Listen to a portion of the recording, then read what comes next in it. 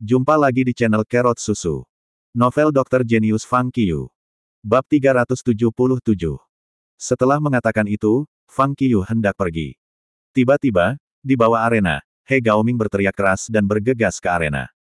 Dia langsung menerkam paha Fang Qiyu dan hendak meraihnya. Menguasai. Swoosh. Fang Qiyu menggerakkan kakinya dan segera melintas ke sisi lain. Kehilangan targetnya, He Gaoming langsung menerkam arena yang tertutup kerikil dan debu dan mengenai wajahnya di atas panggung. Ketika dia mengangkat kepalanya, ada debu di seluruh wajahnya. Tatapannya menyebabkan orang banyak dari panggung meledak tertawa. Fang Qiyu juga tidak berdaya. Kenapa orang ini begitu tak tahu malu? Dia sudah dewasa dan dia masih ingin meraih paha orang lain untuk diemis. Enyah. Tuan, jangan pergi begitu cepat. Menyeka debu di wajahnya, He Gaoming titer dan berkata kepada Fang Qiyu, setelah Anda pergi, saya tidak akan tahu bagaimana menghubungi Anda. Bagaimana jika hal seperti ini terjadi lagi nanti? Mendengar ini, semua praktisi seni bela diri yang sekarang termasuk Penatua Yi berturut-turut mengangguk. Benar, Senior John Du sekarang hampir menjadi asuransi lingkaran Jiangjing Ulin. Kali ini, orang-orang jahat adalah 5 hebat hutan bambu, tetapi siapa mereka nantinya? Selain itu, dengan meningkatnya reputasi Senior John Du, para pakar dari provinsi lain yang ingin menantang akan tumbuh. Tidak masalah jika mereka bertemu dengan orang biasa. Jika mereka bertemu dengan beberapa orang jahat dan jika mereka menyerang orang lain begitu mereka tidak dapat melihat Senior John Du, itu akan sangat merepotkan. Benar, Senior John Du, lihat. Penatua Yi membuka mulutnya dan berkata, apakah Anda pikir Anda dapat meninggalkan informasi kontak Anda sehingga kami dapat memberitahu Anda lain kali ketika kami bertemu sesuatu yang perlu? Itu benar, Senior. Senior, silakan tinggalkan informasi kontak Anda. Semua orang bergema. Mendengar kata-kata semua orang, Fang Qiyu sedikit memikirkannya dan merasa sangat perlu. Dia di sekolah dan tidak bisa dengan mudah menerima berita tentang Ulin. Kali ini, tetapi untuk panggilan telepon He Gaoming, dia tidak mungkin tahu bahwa hal seperti ini akan terjadi. Jika He Gaoming tidak menelepon, hal yang kali ini pasti akan menimbulkan konsekuensi serius. Dengan pemikiran ini, Fang Qiyu benar-benar berpikir perlu meninggalkan mereka informasi kontaknya. Dia membuka mulutnya dan berkata, jika Anda memiliki sesuatu, temukan saya di Universitas Pengobatan Cina Jiangjing. Fang Qiyu memantul di ujung kakinya. Seluruh tubuhnya segera melonjak dan dengan cepat menghilang di depan mata semua orang. Begitu Fang Qiyu pergi, kerumunan tertegun. Universitas Pengobatan Cina Jiangjing. Mendengar nama sekolah, mereka langsung ingat lelaki misterius dari Universitas Pengobatan Cina Jiangjing yang bergairah di internet. Kemudian, mereka memikirkannya. Bukankah pria misterius itu murid? Selain itu, sangat mungkin bahwa dia adalah mahasiswa baru. Memikirkan hal itu, semua orang yang hadir terkejut. Penatua Yi juga sangat terkejut sehingga dia tidak bisa mengucapkan sepatah kata pun dalam waktu yang lama. Seorang siswa harus kuat sejauh itu, dan bahkan orang tua itu sendiri tidak bisa membandingkan. Dia merasa pahit di hatinya. Dibandingkan dengan pria misterius itu, dia benar-benar telah menyia-nyiakan hidupnya. Di luar arena, semua orang saling memandang dengan cemas. Meskipun mereka sudah menebaknya, mereka masih tidak mau percaya Senior John Du menjadi orang misterius dari Universitas Pengobatan Cina Jiangjing. Sekarang, mendengar Senior John Du mengakuinya secara langsung, mereka benar-benar tidak bisa langsung bereaksi. Bukankah jarak antara usia dan kekuatan Senior John Du terlalu besar? Tepat ketika semua orang terkejut, di arena, He Gaoming punya ide dan tegang. Universitas Pengobatan Cina Jiangjing. Bukankah itu sekolah tempat kakakku belajar? Dengan petunjuk ini, tidak bisakah saya menemukannya? Di kungfu, aku lebih buruk dari tuanku, tetapi dalam penyelidikan, hei, kali ini aku akan menyelidiki identitas asli tuanku. Seperti yang diharapkan, setelah He Gaoming meninggalkan Manor, dia segera menelepon dan meminta sumber dan penolong yang telah bekerja sama dengannya untuk pergi ke Universitas Pengobatan Cina Jiangjing sekaligus. Tidak peduli dengan cara apa, dia harus menemukan siapa pria misterius itu sebenarnya. Setelah menelepon, He Gaoming bersiul dengan wajah yang bersemangat dan penuh harap, berjalan ke ruang biliar yang hanya berjarak 1 blok dari Universitas Pengobatan Cina Jiangjing. Dia menunggu hasilnya sambil bermain biliar. Tepat ketika He Gaoming bersiul riang pada dirinya sendiri, sebuah suara tiba-tiba menyebar. Menemukan bermain sendirian itu menarik. Mendengar itu, He Gaoming berbalik untuk melihatnya. Dalam pandangannya, dia melihat seorang pemuda yang mengenakan atasan longgar dalam warna-warna keras, celana selangkangan rendah, topi baseball, dan rantai perak seukuran kelingking di leher. Pemuda itu menggulung lengan bajunya tinggi-tinggi, memperlihatkan tato di lengan kanannya. Dia tampak seperti Pang. Karena aku menunggumu. He Gaoming tertawa dan bertanya, mengapa kamu datang sangat terlambat? Pemuda itu bertanya, main kolam dulu, iya. He Gaoming mengangguk. Tentu. Di masa lalu, He Gaoming dulu juga seorang Pang. Dia suka nongkrong di kamar biliar dan arcade. Kemudian, ketika dia belajar kungfu, dia perlahan-lahan mengubah dirinya menjadi orang yang berintegritas. Namun demikian, kepribadiannya yang berubah tidak mengubah hobinya, dengan kolam renang masih menjadi salah satu olahraga favoritnya. Karena itu, He Gaoming akan muncul di kamar biliar untuk bermain biliar dari waktu ke waktu. Dan dia sudah mengenal Pang ini beberapa bulan lalu ketika dia bermain biliar. Bang! Dia Gaoming mendorong isyarat dan kekuatan besar menyebarkan bola yang baru saja diatur pemuda. Pemuda itu bertanya, kamu merasa cukup di zona itu, bukan? Haha! Dia Gaoming tertawa keras dan berturut-turut memukul dua bola ke dalam saku, mengatakan, tidak buruk. Menilai dari permainan saya, Anda akan kalah hari ini. Pemuda itu menjawab sambil tersenyum. Belum tentu. Tepat setelah itu, He Gaoming mendorong tongkatnya di sudut yang salah, kehilangan sasarannya. Pemuda itu mengambil gilirannya. Bang bang bang. Tanpa sepatah kata pun, begitu pemuda mengambil gilirannya, ia berturut-turut mendorong isyarat dan memukul semua bolanya ke dalam saku. Seketika, hanya ada bola He Gaoming dan bola ke-8 yang tersisa di atas meja. Melihat posisi hitam No. 8 bola, pemuda bersandar di atas meja dan mengatur posturnya. Sambil membidik, dia berkata dengan suara tenang. Hentikan penyelidikan. Mendengar itu, He Gaoming tertegun. Hentikan penyelidikan. Apa artinya? Itu pada waktu itu. Bang! Suara bola memukul menyebar. Pemuda itu dengan lugas dan langsung memukul No. 8 bola ke dalam saku. Lalu, dia meletakkan isyarat. Melihat He Gaoming, dia dengan lembut tersenyum dan mengulurkan tangan untuk menepuk pundak He Gaoming, berkata, tunjukkan dirimu dengan baik. Setelah mengatakan itu, pemuda itu pergi. Melihat bagian belakang pemuda yang pergi, He Gaoming tertegun. Pemuda itu tidak tahu dia adalah seorang detektif. Terlebih lagi, baru-baru ini, dia tidak mengambil kasus apapun atau menyelidiki apapun. Hanya hari ini, ketika dia memiliki kesempatan, dia meminta orang untuk memeriksa latar belakang pria misterius itu. Namun, ketika dia baru saja melakukannya, seseorang, dan bahkan seseorang yang akrab, datang untuk memperingatkannya. Apa yang sedang terjadi? Menjadi seorang detektif, He Gaoming selalu berhati-hati. Dia akan menyelidiki semua orang yang mendekatinya. Dia bahkan menyelidiki Fang Qiyu. Ternyata Fang Qiyu baru saja datang dari keluarga kelas pekerja tanpa ada yang istimewa. Itu sebabnya dia tetap berhubungan dengan Fang Qiyu. Selain itu, ia juga menemukan bahwa alasan mengapa Fang Qiyu memiliki begitu banyak uang adalah ia membeli beberapa bahan medis. Semua ini masuk akal. Namun, pemuda di depan matanya berbeda. Selama bertahun-tahun, ia telah menginvestigasi banyak orang, dan satu-satunya yang ia tidak temukan adalah pemuda itu. Bagian yang paling penting adalah, untuk menyelidiki pemuda itu, dia telah bertemu sesuatu yang terlarang. Sesuatu yang nasional. Segala sesuatu yang berhubungan dengan bangsa itu dilarang untuk detektif swasta. Karena itu, ketika dia menemukan pemuda yang terkait dengan negara dalam penyelidikannya, dia segera menghentikan penyelidikan tanpa ragu-ragu. Dia memikirkan satu kemungkinan. Departemen Misterius Bangsa. Pemuda itu sangat mungkin berasal dari sana. Oleh karena itu, meskipun tidak mengetahui latar belakang pemuda yang tepat, He Gaoming ingin menghubungi dia. Dia berpikir bahwa suatu hari, dia akan menunjukkan keahliannya di depan pemuda dan kemudian dia akan ditempatkan pada posisi penting oleh bangsa juga. Namun, ternyata hari itu tidak pernah datang. Mengingat apa yang dikatakan pemuda itu, He Gaoming merasakan hatinya bergetar.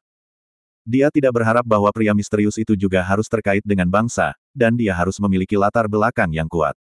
Selama ini tentang bangsa, itu dilarang. Dengan mengingat hal itu, He Gaoming segera mengeluarkan teleponnya dan menelepon para pembantunya dan teman-temannya. Ini dilarang, tidak ada investigasi lagi. Sementara itu, setelah kembali ke sekolah, di bawah pengaturan sekolah, para mahasiswi berkumpul di lapangan olahraga, dan Fang Qiyu terus mengajar mereka cara berlatih Qi. Mereka pergi sampai jam 5 sore. Setelah mengajar, dia akan meninggalkan lapangan olahraga. Jingling. Nada dering yang biasa terdengar. Mendengar nada dering, Fang Qiyu segera mengerutkan kening. Nada deringnya adalah nada yang ia atur khusus untuk komandan lama. Dia pikir, apakah terjadi sesuatu? Fang Qiu segera meninggalkan lapangan olahraga dan diam-diam pergi ke tempat dia menyembunyikan pakaian pria misterius itu. Setelah berganti pakaian, ia dengan cepat tiba di Gunung Yaowang. Ternyata dia tidak bertemu dengan komandan lama di Gunung Yaowang, sebagai gantinya, dia bertemu dengan perwira militer yang dia lihat sebelumnya, Li Ji. Senior.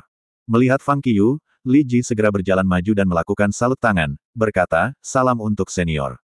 Mulai hari ini, aku akan menemuimu sendirian. Fang Qiu mengangguk. Baiklah. Dia tahu bahwa komandan lama, bagaimanapun juga, adalah orang penting. Dia tidak bisa selalu tinggal di Jiangjing dan bertemu Fang Qiu secara pribadi setiap waktu. Kali ini, aku memanggil senior karena ini. Sambil berkata, Li Ji mengeluarkan ponsel dari tasnya. Ketika dia menyerahkannya kepada Fang Qiu, dia berkata, senior, ini ponsel buatan khusus. Tidak peduli bagaimana Anda mencoba metode dan teknik tersebut, itu tidak dapat ditemukan.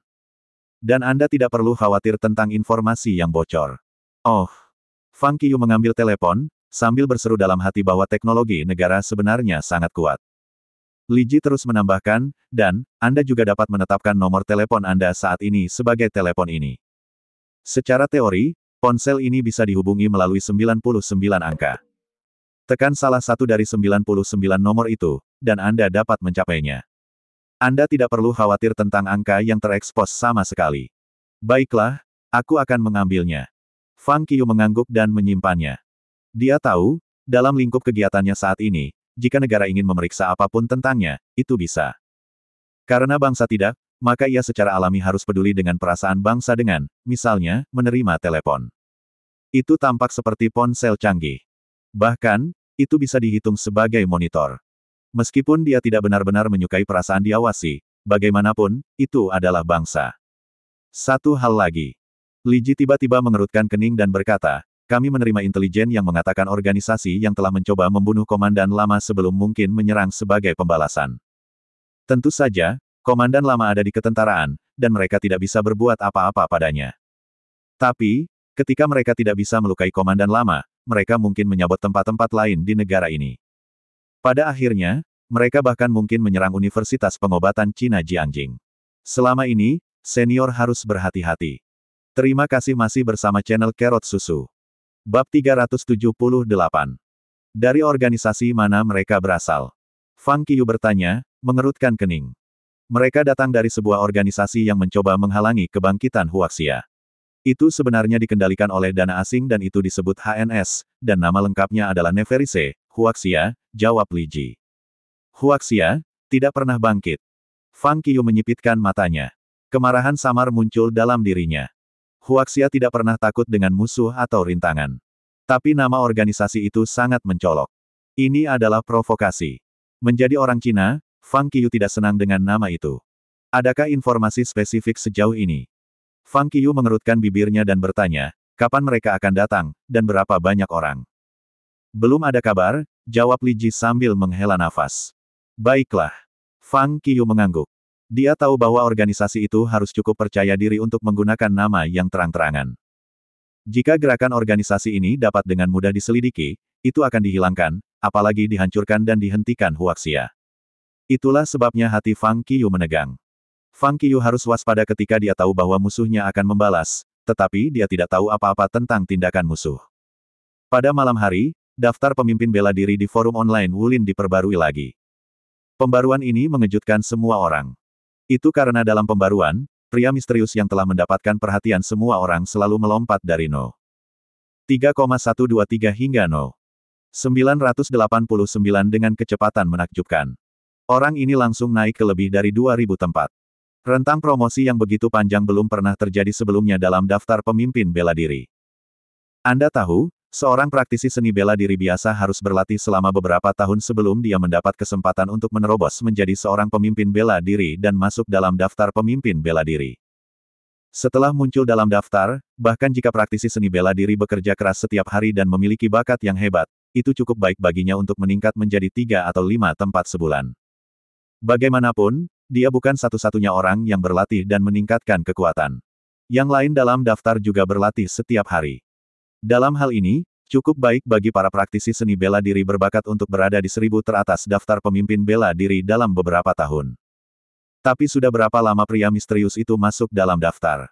Selain itu, pria ini adalah satu-satunya di puncak praktisi seni bela diri yang memasuki daftar pemimpin bela diri dan peringkat No. 3,123. Sekarang hanya beberapa bulan telah berlalu. Orang ini langsung menuju ke puncak 1000, tempat di mana orang lain harus menghabiskan beberapa tahun untuk mencapai. Bagaimana itu mungkin? Untuk sesaat, semua orang mulai memeriksa pengantar pria misterius di daftar. Pria misterius itu. Kekuatan, martial superior kelas 2. Catatan, dia mengalahkan Five Fabulous of the Bamboo Forest sendiri. Semua orang terkejut melihat pengantar ini. Apa-apaan ini? Apakah ini gila? Apakah orang yang memperbarui daftar salah? Bagaimana mungkin? Seorang martial superior kelas 2 bisa mengalahkan Five Fabulous of the Bamboo Forest. Dari Five Fabulous of the Bamboo Forest, 4 adalah martial superior kelas 5 dan 1 adalah martial superior kelas 6. Itu tidak nyata. Tidak peduli seberapa kuat pria misterius itu, dia tidak bisa mencapai tingkat yang luar biasa. Dia bertarung melawan 5 orang itu sendirian, dan kelima orang itu lebih kuat darinya. Tetapi pada akhirnya, dia menang. Ini konyol. Iya. Martial superior kelas 5 adalah seorang ahli yang telah membuka 10 meridian. Martial superior kelas 6 adalah seorang ahli yang telah membuka 12 meridian. Bagaimana mungkin mereka tidak memenangkan pertempuran dengan martial superior kelas 2 yang hanya membuka 2 meridian? Iya. Dan mereka berlima bertarung melawan 1 orang. Tidak ada yang berani mempercayainya.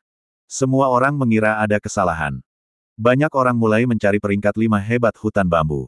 Selama orang dalam daftar telah mengalami pertempuran besar yang memengaruhi peringkat daftar, itu pasti akan dicatat dalam daftar. Semua orang ingin melihat apakah 5 hebat hutan bambu benar-benar dikalahkan oleh pria misterius yang hanya merupakan martial superior kelas 2. Namun, mereka mencarinya dalam waktu yang lama, tetapi tidak ada yang menemukan peringkat Five Fabulous of the Bamboo Forest. Ini aneh. Bagaimana peringkat dari Five Fabulous of the Bamboo Forest semua hilang? Saya ingat bahwa Mo Qingzu berada di peringkat 1034, dan Liu Dongzu dan 3 lainnya berada di peringkat antara 1800 dan 2000. Mengapa semua 5 pergi? Itu tidak ilmiah. Jangan mencarinya lagi. Pasti ada kesalahan dengan daftar yang diperbarui, yang menyebabkan peringkat pria misterius itu naik secara tidak dapat dijelaskan. Pertahankan dan perbarui segera. Sudah 10 tahun. Bagaimana mereka bisa membuat kesalahan bodoh? Orang-orang meminta pembaruan baru. Akibatnya, administrator forum tidak memberikan respons. Setengah jam kemudian, sama seperti semua orang membuat adegan yang mengerikan, sebuah pos tiba-tiba muncul. Dewaku, 5 hebat hutan bambu tiba-tiba ada di sini. Melihat posting ini, semua orang di forum bergegas masuk. Orang-orang itu melihat lebih dekat dan melihat tangkapan layar di pos. Tangkapan layar ini adalah passing list, yang tidak seorang pun memperhatikan sepanjang tahun di forum. Daftar lulus. Itu adalah daftar khusus untuk mencatat mengapa orang-orang yang pernah memiliki reputasi hebat di Wulin keluar dari Wulin. Itu sebenarnya bukan daftar. Itu hanya daftar catatan, tanpa peringkat atau urutan. Dan pada titik ini, 5 hebat hutan bambu berada di tempat terakhir dari daftar. Apa-apaan ini? 5 hebat hutan bambu secara tak terduga berhenti dari Wulin. Apa? Melihat screenshot ini, semua orang sangat ingin tahu dan pergi untuk menelusuri passing list. Sebagai hasilnya, mereka melihat 5 hutan bambu yang hebat. 5 hebat hutan bambu, Mo Qingzu kelas 6, Liu Dongzu kelas 5, Zhang Shizu kelas 5, Tian Zhongzu kelas 5, Wu Xinzu kelas 5 kelas. Kelima orang itu melakukan kejahatan, menindas yang lain, dan menjadi sampah di Wulin. Mereka keluar dari Wulin di Jiangjing. Mereka berlima bertarung melawan pria misterius yang sedang naik daun di Wulin dan gagal. Pada akhirnya, pria misterius itu menghapuskan kultivasi mereka, menghancurkan para dantian mereka, menghancurkan meridian mereka, dan memotong cara seni bela diri mereka. Meskipun hanya ada beberapa kata deskriptif sederhana, semua orang terkejut membacanya. Itu benar-benar kejutan yang luar biasa.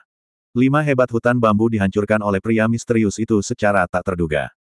Saat ini, semua orang tidak tahu apakah harus menangis atau tertawa dan memiliki perasaan yang sangat campur aduk.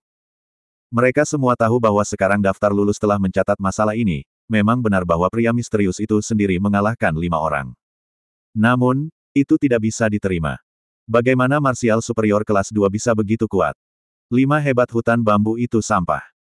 Karena kegagalan mereka berlima, mereka semua bahagia di lubuk hati mereka, merasa bahwa pria misterius itu menghukum orang jahat. Tapi, bagaimana dengan pria misterius ini yang muncul tiba-tiba?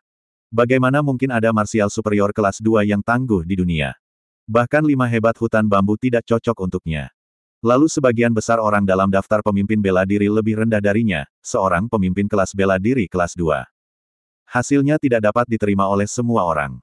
Tepat ketika perhatian semua orang tertarik dengan masalah ini, berita yang membuat semua orang bersemangat tiba-tiba muncul di forum. Tampaknya ada harta karun surga di lahan basah barat di wilayah Jiangnan. Begitu posting ini muncul, terlepas dari yang lain, surga harta, dalam judul segera menarik perhatian semua orang. Alih-alih memikirkan kekuatan pria misterius itu, semua orang bergegas ke pos ini. Hanya dalam beberapa menit, pos mencapai posisi terpanas di forum. Tidak ada yang berguna di pos. Hanya ada satu kalimat, yang persis sama dengan judulnya. Melihat konten kiriman, semua orang tidak bisa tidak memiliki keraguan. Tetapi karena godaan dari harta karun surga terlalu besar, mereka tidak pergi tetapi mengajukan pertanyaan. Apakah ini benar atau salah? Apakah ada surga harta karun? Itu tidak bisa bohong, kan? Jika seseorang benar-benar menemukan harta karun surga, apakah dia akan dengan bangga mengatakan kepada dunia tentang hal itu? Di mana pos pemula? Keluar dan jelaskan. Apakah berita itu benar atau tidak? Banyak orang bertanya kebenaran. Segera, popularitas posting itu benar-benar luar biasa. Tampaknya karena pos ini mendapat terlalu banyak perhatian, pos pembuka muncul dan menjawab dengan harapan publik. Tidak ada kata dalam balasan. Hanya ada beberapa foto. Yang pertama adalah gambar lingkungan di sekitar pulau di lahan basah. Ada pusaran air besar, dan bayangan besar ada di bawah tanah. Gambar kedua menunjukkan pusaran air dan lenyapnya bayangan bawah tanah. Tidak ada keraguan bahwa kedua foto ini diambil oleh banyak ahli Photoshop untuk diperiksa setelah diposkan. Ternyata kedua gambar itu belum benar-benar dimodifikasi. Mereka semua nyata. Untuk sesaat, semua orang terkejut. Pusaran air dan bayangan yang besar. Apakah ada yang benar-benar menemukan harta karun surga? Apakah bayangan ini adalah binatang penjaga surga harta karun? Tampaknya benar. Ini adalah harta surga yang nyata. Saya tidak berharap bahwa Heaven Treasure bisa tumbuh dari tempat itu. Saat itulah semua orang menjadi gila. Mereka semua ingin menemukan harta karun itu. Bagaimanapun, itu adalah harta karun surga. Bahkan jika itu bukan harta karun surga, itu setidaknya harta bumi kelas atas. Daya tarik bagi para praktisi seni bela diri terlalu besar. Mereka tidak bisa menahan godaan itu sama sekali. Setelah membaca posting, banyak orang berkemas semalam, menuju Jiangnan, siap untuk mencoba keberuntungan mereka. Akan menyenangkan untuk mendapatkan surga harta karun. Bahkan jika mereka tidak bisa mendapatkannya, mereka bisa memperlakukannya sebagai perjalanan.